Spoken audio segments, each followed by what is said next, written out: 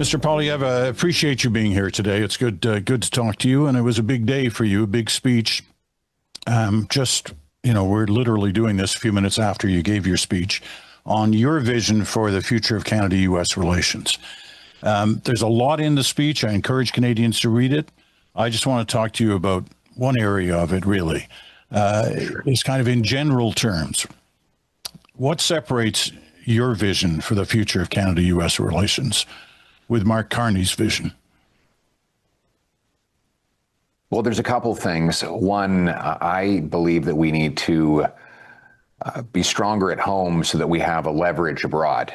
So what does that mean? We're dealing with a president, but ultimately a country that respects leverage, and we need to maximize what leverage we have going into any review discussion on CUSMA. So what do we have as leverage? There's the obvious, we're the second biggest customer for the Americans, but there's much more that makes us unique. One, we represent the biggest share of airspace in the hemisphere. We have 10 of the 12 NATO-defined critical minerals that would be necessary if, God forbid, the world went back to war. We have the fourth biggest supply of energy, and we have the capacity to rebuild our military to the mutual prosperity of both of our countries. Now, how do we leverage that? Well, we need to unlock our resources. I would repeal all the anti-development laws that the government has built up so that we can rapidly mine these minerals. And then I would set up a strategic mineral and energy reserve, access to which for the Americans would be dependent on their providing us tariff-free trade over our border. Second, I would say to the Americans that we are going to spend hundreds of billions of dollars buying armaments and military technology over the next several decades, and the amount we spend south of the border will be contingent on tariff-free access to the United States. And finally, we need to, by unblocking our way to the coasts, we give ourselves the ability to sell our oil and gas and other resources overseas, which gives us optionality so that the Americans are no longer a captive. We're no longer a captive supplier to the Americans. All those things will give us a leverage, and I would use that leverage to negotiate my singular objective, which is that we have tariff-free access to the States while remaining a sovereign economy and country. And you think that leverage could do that, tariff-free? That's the goal. You start with the most ambitious possible goal. I don't know why the Carney government is conceding or waving the white flag in accepting that there will be permanent and unfair and unreciprocated American tariffs on Canadian goods. I would rather go to the United States and say, look, these are the things that you need that we have, and you're only getting them if we get what we want, which is we want to be able to sell our products into the biggest and most lucrative economy the world has ever seen. Now, there's another area that you made pretty clear in your speech that you fundamentally disagree with Mark Carney, and that's over China. What is the issue there? What is the problem? Carney says there's a rupture in the relationship with the U.S. Part of the way of making up for that is opening the doors to China. You don't agree with that. Why not? It's not that I object to opening the doors to talking trade and diplomacy with China. We should be talking with everybody. The Chinese make up a magnificent civilization, and there's a lot that we can benefit from each other, but there's just no way that we should proceed with a permanent rupture with our biggest customer that buys 3/4 of our exports and our closest neighbor in favor of what Mr. Carney calls a strategic partnership for a new world order with Beijing, a regime that Mr. Carney himself said was the biggest threat to Canada only a year ago. So if we have to choose, our bigger customer, where we sell 20 times more to the Americans than we sell to China. And that is not going to radically change overnight. So we cannot sacrifice our relationship with our biggest customer in favor of a tenuous and risky partnership for a new world order with the regime in Beijing. You reject that term, the new world order. in today's world? Well, I think that the world is always in a state of change, but there are some things that will remain the same. We can't get a realtor and move to another part of the world. America will always be our next door neighbor. And the United States has by far the biggest economy and military the world has ever seen. And they buy 3 times as much of our goods as the rest of the world combined. The other thing that happily will not change is that Americans like us. The average American, according to the polling data by Abacus Data, a Canadian polling outfit, 2/3 of Americans have a very strong and positive view of Canada. So as I said in my speech, whether it's the miner in West Virginia or the farmer in Montana, the engineer in California, they actually like Canada. They want to buy our stuff and they want to work with us. And they're going to be around a lot longer than any one president. So let's not make short-term decisions to rupture that partnership because of what we hope will be a short-term dispute. Okay. We'll probably get to a little bit of that in a moment in terms of Sure. Of Trump himself. But fact is, those same people that you just listed off are many of the same people who elected him for a second time to the presidency, knowing what he was thinking on tariffs and other things. But let me put it this way, this question. There seems to be a fundamental difference between the way you look at the path forward with the negotiations with the U.S. and the way Carney looks at the path forward. Should there be a new election in the country to determine whose vision is the one that Canadians agree with? That, they should have, you should, or he should have a new mandate to go into these negotiations. Well, Mr. Carney was elected on exactly that mandate last time. He said that the reason he was calling the election 10 months ago was to get a mandate to negotiate a deal with the Americans. But certain things have changed since then. It has been a year. You're much stronger as of today on your position on this and the way you're detailing it. And I'm just wondering whether you think an election is necessary at this point before the heavy lifting goes on in these negotiations. I don't. I do think that we should work together as parties. And that's why I've made the offer to Mr. Carney that we would set up an all-party committee that would create a united effort on behalf of the whole country to fight for Canada in the United States and in any other market. I think that being united will be a real force going forward. We have disagreements, but I think all parties agree that we want tariff-free access to the United States. There might be disagreements about how likely it is to achieve them or how to go about it. But on that core fact, there is an agreement. We also agree on the sacrosanct nature of the Canadian sovereignty, that we need to protect our country and its distinctiveness. The disagreement right now is on getting it done. And my main criticism of Mr. Carney is that in 10 months, he hasn't really done very much. There's been lots of announcements and papers signed and ceremonies held, but not actual results.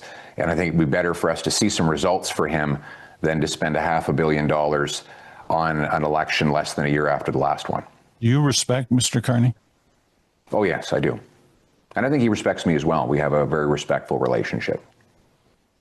We actually traveled to, tragically, we traveled to Tumbler Ridge together and got to know each other a little bit better. And I thought he performed very admirably as a prime minister on that trip. And we had a funny near collision. I was out with my kids on a bicycle ride on a path in Ottawa, and my little girl never does anything in a straight line. And so she was zigging and zagging, and this teenager, 20 or something year old girl came along and almost collided with my daughter, but very skillfully negotiated around. And as I looked at her, I thought, I think that's Mark Carney's daughter. And so I talked to him the next time. I said, did your daughter almost collide with my daughter on the pathways of Ottawa? And he said, she did mention that. And it made me think of, we disagree on our politics, but we're both fathers. We're both proud Canadians. And in that sense, I think there's a mutual respect. So this talk about cooperation is real. You think there could really be something there? Well, listen, I think we already have on some things where we agreed Like the Prime Minister said, he wanted to have extraordinary powers to approve projects that I've been calling for to be built for many years. So I encouraged my caucus to pass his proposed Bill C5 in under a week. He adopted some of my tax proposals, and I think we adopted those in the House of Commons in a matter of 10 or 11 days. So my message is very much in line with what Lincoln said. Abraham Lincoln said, "I stand with a man when he stands right, and I stand against him when he stands wrong." Fair enough. I want to talk about Donald Trump for a moment. Have you considered at all going to Washington? I know you're off to, London and Berlin over the next couple of days. Why not Washington? Isn't Washington where we got to be doing the talking right now? I've always believed in the rule of one prime minister at a time. And what I wanted to allow was for the government of the day to have enough room to operate and negotiate on behalf of Canada. And I never wanted our country to be divided. And I didn't want any, foreign regime of any kind to say, look, we've got two different powers coming to negotiate, and I'm going to play one off the other. So that's the reason why I've left that space to to the governing prime ministers. It's been Trudeau and Carney. I told Prime Minister Carney that if there's anyone he wants me to meet with, I'd be happy to do it. And at the appropriate time, I will do that. And he did express some openness to it. But we've got to make sure that we put the country first. Has the White House invited you to come down? I don't think I've ever received any formal invitation to go down to the White House, no. What do you think of Donald Trump? And I ask that, as you well know, and you've referred to it, as many Canadians they're more than just angry with him. They don't trust him. They think a lot of things about him, words I won't repeat here. What do you think of him? Look, I can't stand his talk about 51st state. I don't like his tariffs. I don't like the way he's treated my country, bluntly speaking. And various times I've been upset by the words he utters and the things he does, just like everyone else. But as I age, I become more stoic in focusing on what I can control. And Mark Carney actually said something that I think is quite wise. He said, nobody can control what President Trump does. So we have to focus on what we can control. And that means strengthening ourselves here at home so that we have unbreakable leverage when we negotiate with him or his successors. Prime Minister Harper had a lot of wisdom as well. He said, we cannot focus on how the United States makes us feel.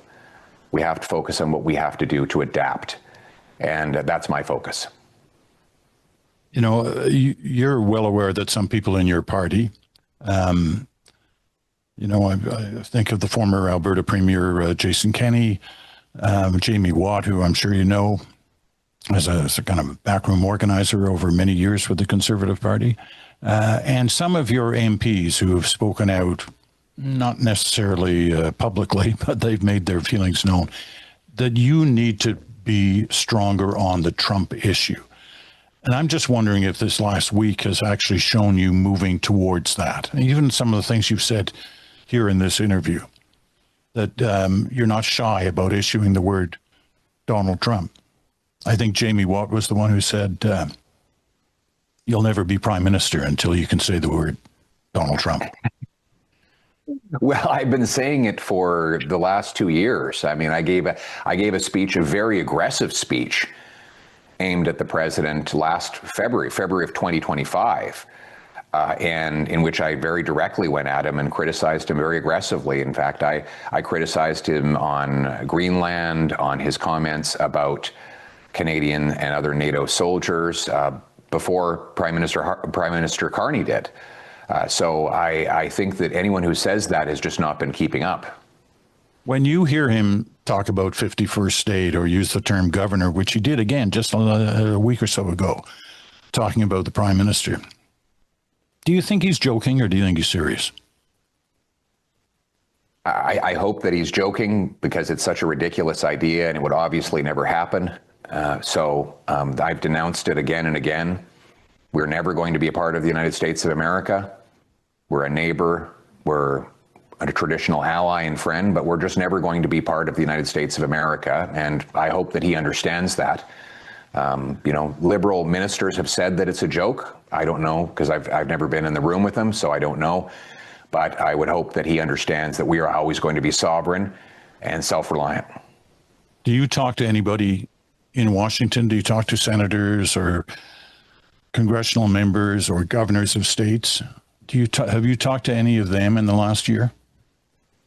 From time to time, and my message is always, and by the way, most of them say that they think that Canada's great. They want us to they respect our sovereignty. None of them have repeated the silly, ridiculous talk about 51st statehood. And most of them say they don't support the tariffs. Now we have to see them take action on that. Yeah, well, I guess we're going to find out in the next little while. Right. I want to switch topics now to your caucus and the issue of caucus management. And you know what's coming here, because some of it relates to just what we've been talking about, the relationship with the U.S. The Giovanni factor, your MP, who went to the States, went to Washington for a visit with friends and some people in high office. And I'm still a little unclear. Did he ask for and get permission from you to do that trip? Or did he even need to? So what I gave my entire caucus permission to do was engage with the U.S. in a way that would support Canada's position of accessing the country tariff-free, protecting our sovereignty, rebuilding the relationship. And Mr. Giovanni has a personal relationship that connected him to the White House. And he went there and basically made the case for his constituents. He's in an Oshawa area riding, so they've been hit very hard by the auto tariffs in particular. And so I understand why he's very frustrated with the jobs that have hemorrhaged in his community. He believed that he could do something about that, and that's why he went. And I know that he also gave the government clear information on what he was doing and received a briefing beforehand from Dominic LeBlanc's office. So we'll hope that it helps. So you were cool with it? You didn't have any problems with it? Well, when I looked at all the meetings he said he had, and from what I've seen, I wasn't in the meetings, but from what I've seen, his objective was to fight for Canadian jobs, and that's what we all need to be doing. So I take that to mean that you didn't have a problem with it. Well, based on what I know, I believe that all our MPs should be fighting for jobs in their communities and across the country, and that's what he tells me that he was doing. Okay, let's move it to the other situation in caucus and for caucus management, and that's the issue of the floor crossers. There have been 3 in the past year. And out of your caucus of 140 or so, 3 doesn't sound like much, but it is a minority government, and we all know how that number can be looked at. You've called it dirty backroom deals that were made by the Prime Minister, who you respect. You really believe that it was a dirty backroom deal? It's not like it was the first time it's happened in the country. In fact, your party did the same thing in 2011 with David Emerson. And there have been, countless examples of this going on in the past. Were those really dirty backroom deals? I think I don't take back my words on that. These members were elected on a Conservative platform with me as their Conservative leader, and nothing has changed about our agenda since that time. So I think that, but I'm not going to spend a lot of time talking about them. I think there's been too much time, frankly, and I think this is one of the problems I have with Ottawa and the entire political discourse in Ottawa, is that it is absolutely fixated on the inside baseball machinations in the halls of power, and not at all focused on the real lives of people. We've got people out there who are living $200 away from losing their homes. You've got well over 2 million lined up at food banks. We've got a problem with malnutrition because people can't pay their bill. The first time in a generation, of any generation, that our young people cannot afford homes at all. Our Brampton and Surrey are being torn apart by extortion. And we've talked more in Ottawa about 3 MPs than all of those issues combined. So that's where my focus is. My focus is on the lives of people here at home in Canada. Well, I can understand that, but I can also understand that the discussion does come up to that. I mean, they were 3 MPs who were elected just in the last year who chose to leave. And it wasn't just leaving your party, it was leaving you. And they talked about you. Well, they knew who I was when they ran and won under my leadership. So that is the reality. And the reality is also that their constituents voted for our plan on affordability, on crime, on housing, on fiscal responsibility. And now they're part of a government that has doubled the deficit, that's overseeing a drop in home building, that hasn't changed a single word of the criminal code to stop crime. So basically the opposite of all the things they were elected on. Has there been any self-reflection on your part? There is every day. There is every day in every way, no matter what the circumstances are.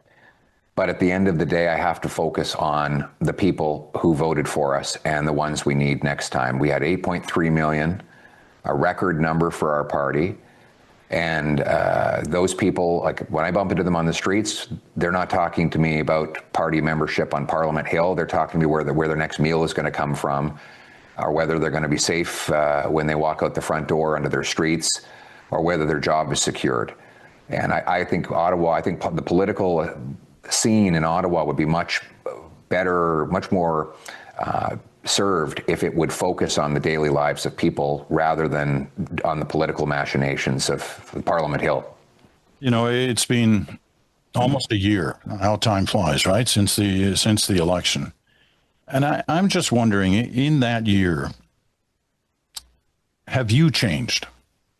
Has Pierre Poilievre changed in the way he operates, the tone he uses, the discussions he has, the interviews he gives, all of that? I'm wondering because people say they watch you to the speech you just gave in Toronto. And they say, that's a different kind of Pierre Poilievre than I saw a year ago. Not necessarily in what you were saying, but how you were saying it, how you interacted with others. I mean, you're not holding an apple here with me. I should be. But you know what I mean. I still love apples. Yeah. Well, a couple of things I'd go over. One, on interviews that I give. Well, this is my first time on your show. I made a decision on interviews that I'm going to go everywhere and talk to everyone. And, you know, that means talking to people with whom I disagree, or who might cater to an audience of voters who are in different parties. I think in order to grow, we have to reach out and talk to people who have different viewpoints than us. And so I went from having a very focused strategy of talking to, using social media and reaching out in a very controlled way to specific outlets. Whereas now I think I'm just going to talk to everybody, go as far and wide as I can, reach as many people everywhere possible.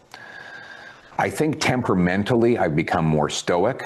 As I mentioned, I did quote some of the Stoics in my speech today on Canada-U.S. relations, but I think it's true in politics as in life that the only way you can get through all of the drama of life is by focusing on the things that are in your control and letting go of the things that are not. And that has been the single biggest thing to make political life more enjoyable, frankly. So you have changed then? I mean, I'd like to think that I'm improving all the time. I like to think that I'm improving all the time. But, a person is like a river. You can't dip your toe in it twice. It's always changing. Okay.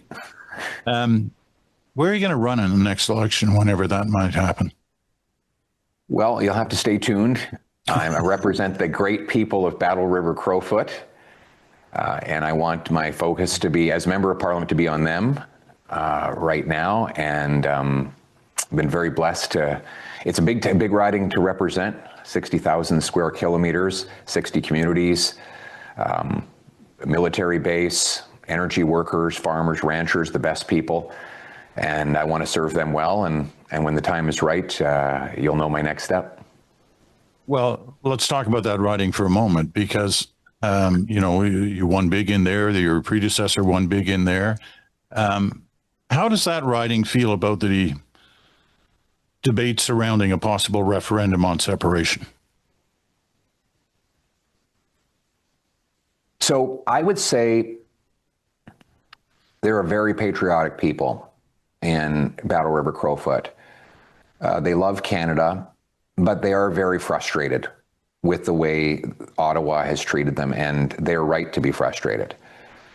There are whole towns where the storefronts are boarded up because the oil and gas sector has been under attack. Yes, they are farming communities, but a lot of the employment and then the secondary employment did come from oil and gas. And as government has made it more and more difficult to develop our resources, a lot of incredible people who were earning six-figure salaries, doing great work as pipe fitters and welders and industrial carpenters ended up without jobs. And, it's not unusual to find a couple of 50-year-old guys who have had to move in together because they have no way of paying their bills. And they're saying, why is it that our own country, our own government is doing that to us? They're frustrated that we don't have pipelines and that we're then giving our resources to the Americans at enormous discounts.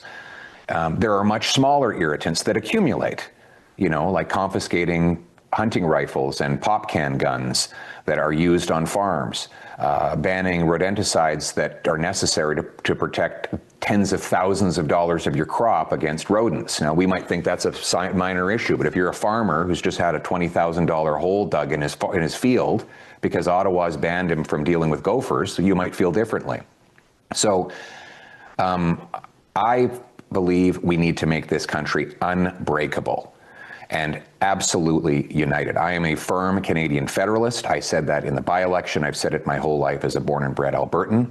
And the way to unite this country is the same way we make it affordable and make us autonomous, and that is to unlock and unblock our resources, allow the people of Western Canada to fulfill their full potential. And Peter, if we did that, nobody would be talking about separation, just like nobody was talking about separation before this Liberal government was elected.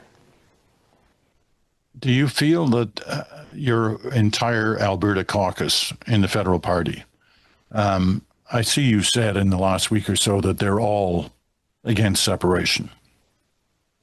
You have no doubt about that? I haven't heard I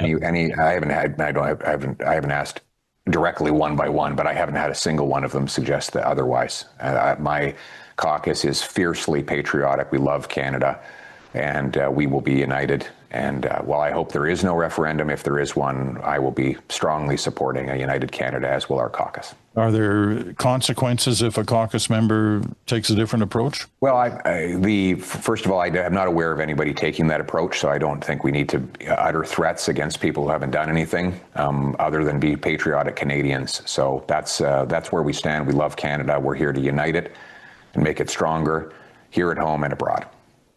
Okay, I've got... you remember the old Reach for the Top program? Well, actually, you're probably too young to remember the original Reach for the Top, but they had a section called Short Snappers.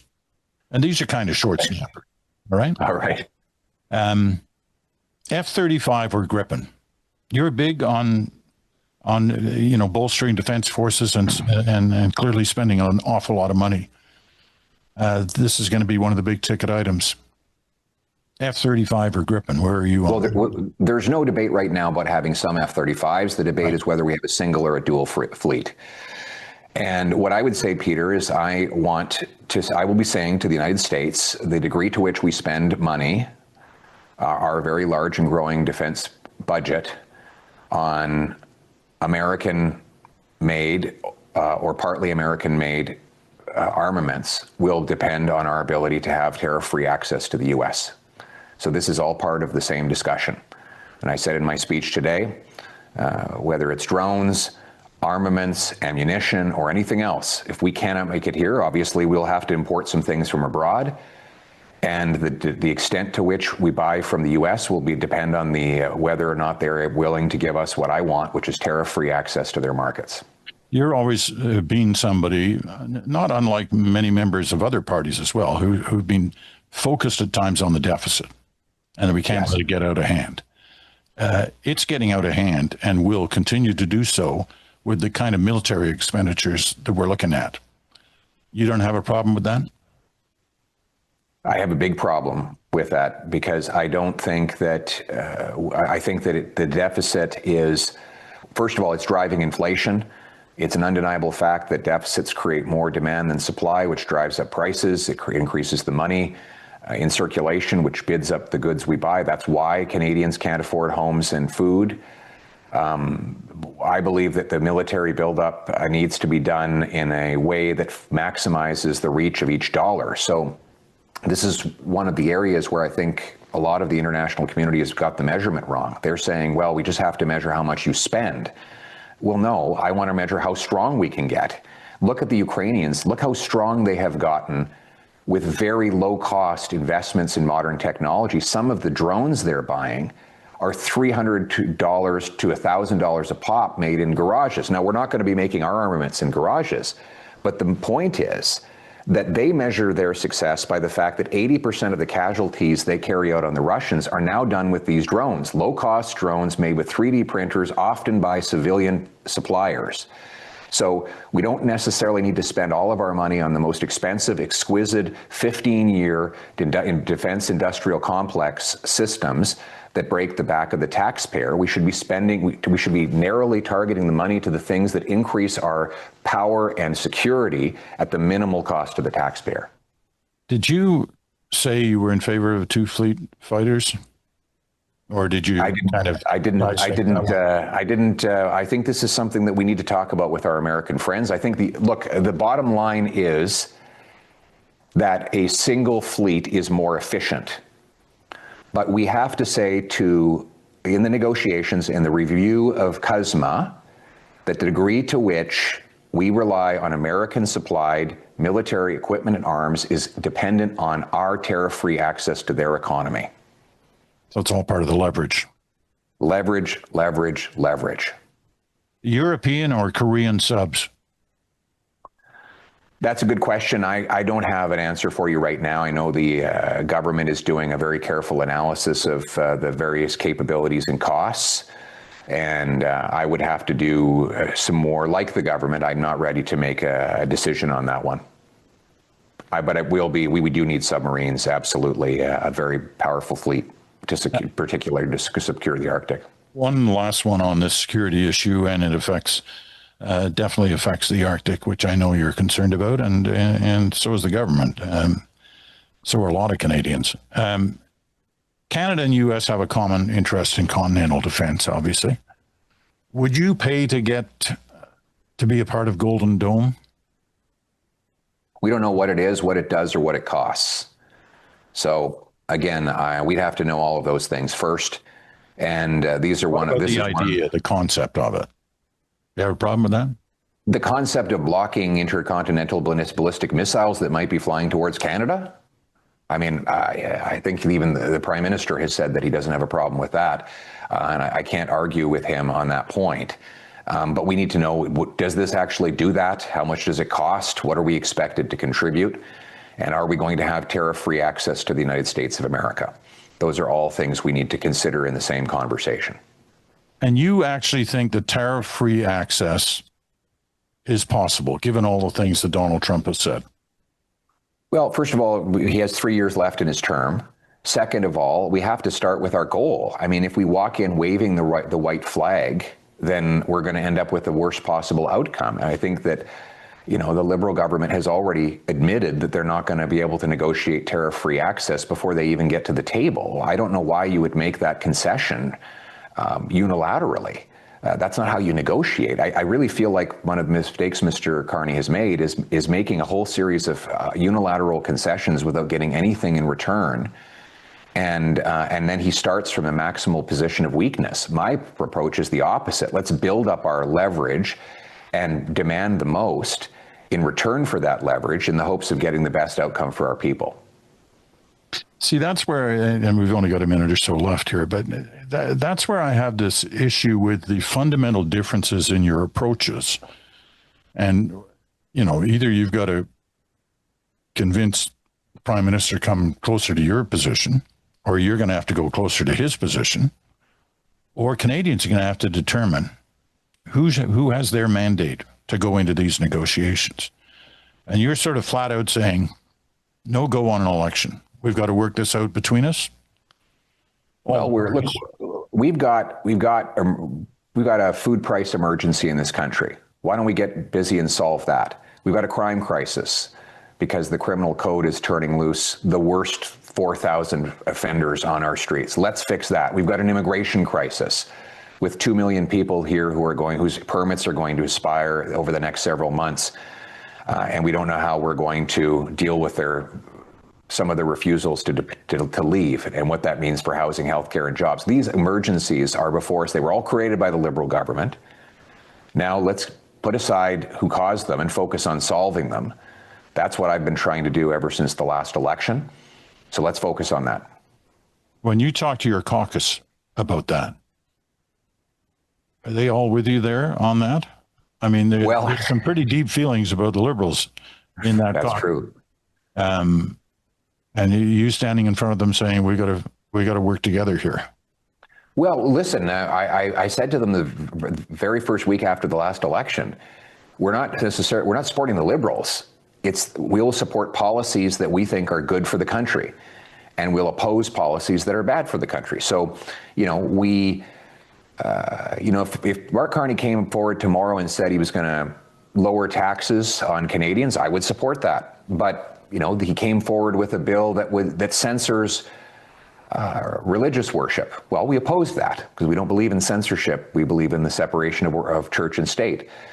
So if you look at what we've done in the House, we've very carefully and surgically opposed the things we are against and supported the things we're for. And I think that's what Canadians expect. Last point. When I first watched you arriving on Parliament Hill all those years ago, more than 20 years now, you look like a guy who really enjoyed the cut and thrust of politics. You enjoyed getting up in the House. You enjoyed going after Liberals especially. And you've continued on that way. I'm just hearing like a different kind of guy following your experiences of the last year. Now, I don't know how long that'll last. Maybe you'll be back at it the way you used to be, but you seem to be a different guy. So I've always been a fighter, but that's because some things are worth fighting for. And you believe in something, you fight hard for it. And I believe in what I'm doing.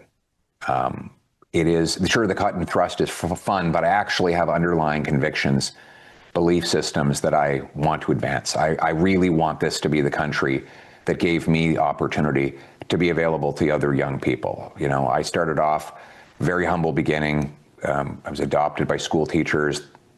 They gave me my start, and I was able to get this far. I really want this to be that country again, where anybody who works hard gets a chance. And sometimes that's involved being very aggressive and fighting those who are standing in the way of that objective. But sometimes serving the objective is about working with others to get it done. So you have to adapt to the circumstance, but the purpose is the same throughout. Fascinating conversation. I appreciate you taking the time to do it, and it's good to talk to you. Hopefully we'll do it again sometime. Thank you very much, Mr. Mansbridge. You can call me Peter. Well, I would have, but you called me Mr. Poilievre, so I didn't want to be presumptuous. You're the leader of the opposition. That means Majesty's nothing. Loyal opposition. It's the worst damn job in the country. You should be calling me by my first name. I'm a mere commoner, after all. Well, speaking of that, seeing as you've opened the door, what about a security clearance? I get a lot of emails from people say, why doesn't he have one? Why doesn't he have one, especially now when the country's under threat and there must be things that he should say? I've had a security clearance when I was in government, and the reality is that when the Prime Minister Trudeau approached me on it, he made it, the reality is we take this cleared briefings, then you become very restricted about what you can say on the subject, even if you would have been able to find out the information without the briefing in the first place. And so I don't want my tongue to be tied by a process that prevents me from speaking openly and clearly about issues that are highly important and on which I, as a leader of the opposition, have to be very present. And that's why a prior leader of the opposition, Thomas Mulcair, said that I was right in taking the stance that I took, because when he was in that position, he said he would never have wanted to be restricted in his ability to speak. And so my job is to hold the government to account and to be relentlessly focused on that without fearing that if I say the wrong word that I could be charged criminally for speaking. Has Mark Carney offered to give you a security clearance? Well, I think the Liberals have been hectoring on this for a long time, but the reality is that I'm not going to let anybody tie my tongue or hold me quiet on subjects on which it is my job and my duty to hold the government accountable. We'll leave it at that. Thank you, sir. All right. Thanks a lot. Bye.